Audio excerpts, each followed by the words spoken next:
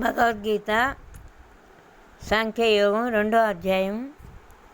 నిన్న 50 చెప్పాను, ఈరోజు 51 శ్లోకం చెప్తా. కర్మజం బుద్ధియుక్తా హి ఫలం త్యక్త్వా మనీషిణః జన్మబంధు వినిర్ముక్త్య పదం గచ్చంత్య నామయం. అంటే సమబుద్ధియుక్తులైన జ్ఞానులు కర్మఫలాల్ని వదిలేస్తారు.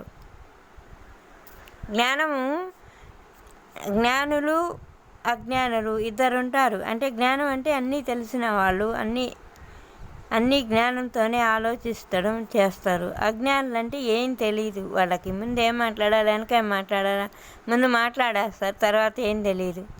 అరే అన్నామే అనలేదే అని కూడా అనుకోరు. వాళ్ళు దుష్టులు. జ్ఞానులు తెలివిగల వాళ్ళు.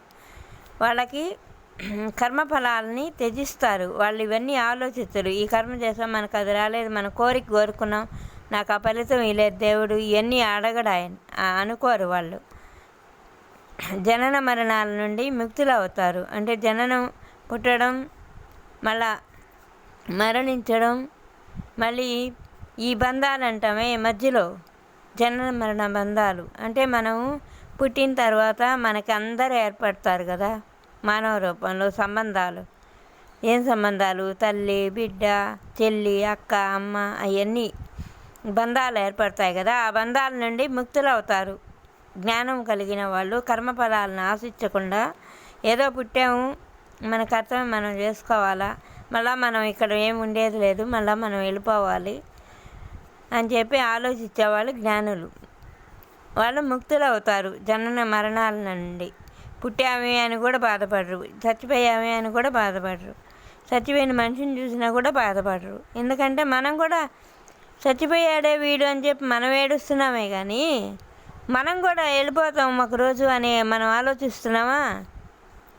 అదే పరిస్థితి మనకు కూడా వస్తుంది కదా. కానీ ఆ ఆలోచన రాదు కొంతమందికి. మరి మనం కూడా ఏడా ఉండి వాళ్ళని చూస్తున్నామే, మనం కూడా ఉంటామా అనేది ఆలోచన రాదు ఎవరికి. ఈ కట్టేమంటే నువ్వు కూడా ఏదో ఒక రోజు వస్తావులే అనుకుంటుంది. అది జ్ఞానులు చేసాయి. జ్ఞానులకైతే అది తేడా. అజ్ఞానులైతే ఒరే వాడు పోయాడు రే, హాయిగా ఉందిరే మనకే తప్పది. మనం కూడా ఇంకో రోజు అంటే ఒకరనక ఒకరు అంతే. ఇక్కడ ఎవరు ఏ శరీరాలు ఉండవు ఇక్కడ.